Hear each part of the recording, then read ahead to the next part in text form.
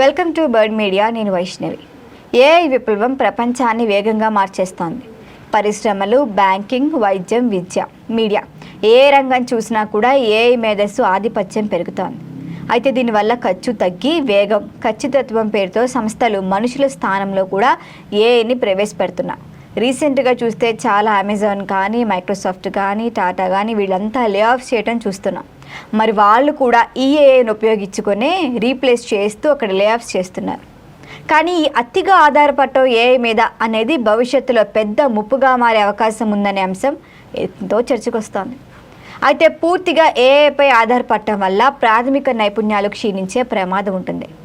ఉదాహరణకు కోడింగ్ ఏమని, design, content writing వంటి పనులు పూర్తిగా ఆటోమేషన్కి మనం అప్పగిస్తే భవిష్యత్తులో సిస్టమ్ విఫలమైనప్పుడు ఆ పనిని చేయగల మానవ వనరులు సిద్ధంగా ఉండకపోవచ్చు. దీనివల్ల క్రియేటివిటీ కూడా దెబ్బతింటుంది. అయితే ఇది కేవలం ఉద్యోగ సమస్య మాత్రమే కాదు, ఇది సామర్థ్యాలకు కూడా నష్టమే. శిక్షణ లేకుండా, అనుభవం లేకుండా పెరిగే తరం ఏ దేశానికైనా భారంగానే మారుతుంది. అయితే చాలా ఆధునిక ఏఐ వ్యవస్థలు ఎలా నిర్ణయాలు తీసుకుంటున్నాయో కొన్నిసార్లు వాటిని రూపొందించిన ఇంజనీర్లకే అసలు పూర్తిగా అర్థం అవ్వట్లా. వాటిపై వాళ్ళకి గ్రిప్ ఉండట్లా. క్రియేట్ చేయటం ఈజీయే, వాటిని డియాక్టివేట్ చేయటం మాత్రం కష్టం. మరి దీన్నే బ్లాక్ బాక్స్ సమస్య అంటారు. వైద్య నిర్ధారణ, రక్షణ రంగం, ఆర్థిక లావాదేవీల వంటి కీలక విభాగాల్లో తప్పు నిర్ణయాలు జరిగితే ప్రాణానికే నష్టం లేదా భారీ ఆర్థిక నష్టాలకు దారితీయచ్చు. టెక్నికల్ బగ్స్, డేటా లోపాలు, అల్గోరిథం వైఫల్యాలు కనుక జరిగితే వాటిని వెంటనే గుర్తించి సరిదిద్దగల మానవ పర్యవేక్షణ ఏఐ కోసం ఎప్పుడూ అవసరమే. అయితే చాలా సంస్థలు క్లౌడ్ ఆధారిత ఏఐ సిస్టమ్లపై పూర్తిగా ఆధారపడుతున్నాయి. ఒకవేళ సర్వర్లు కనుక డౌన్ అయితే, ఆ రోజుకి సైబర్ దాడి జరిగిందంటే, లేకపోతే ఏమైనా నెట్వర్క్ విఫలమైతే మొత్తం వ్యవస్థే స్తంభించిపోతోంది. దీన్ని సింగిల్ పాయింట్ ఆఫ్ ఫెయిల్యూర్ అంటారు. ప్రత్యామ్నాయ మానవ వ్యవస్థ లేకపోవటం వల్ల వ్యాపారాలు కోలుకోలేని విధంగా దెబ్బతినే ప్రమాదం ఉంది. మరి ఏఐ సృష్టించిన కంటెంట్ను తిరిగి అదే ఏఐకి శిక్షణ డేటాగా ఉపయోగిస్తే కాలక్రమేణా నాణ్యత తగ్గిపోతుంది. దీన్ని మోడల్ కొలాప్స్ అంటారు.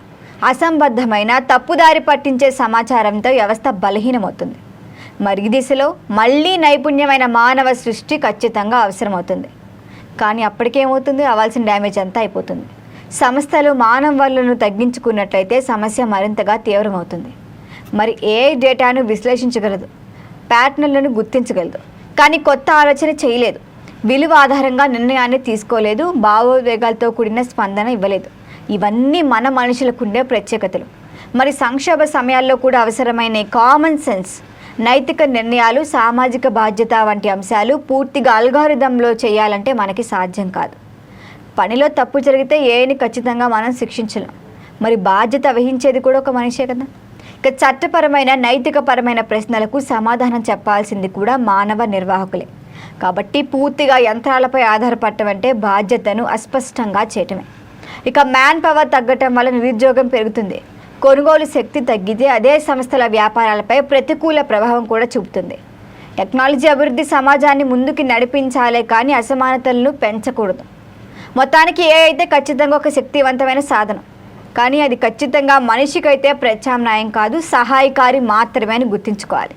టెక్నాలజీకి పగ్గాలేసే మానవ మేధస్సు, పర్యవేక్షణ, నైతిక బాధ్యత లేకపోతే అభివృద్ధి అనే పేరుతోనే భవిష్యత్తుకి ముప్పు తెచ్చుకున్నట్లే అవుతుంది.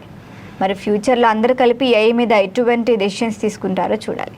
దీనిపైన మరిన్ని అప్డేట్ల కోసం చూస్తూనే ఉండండి బర్డ్ మీడియా.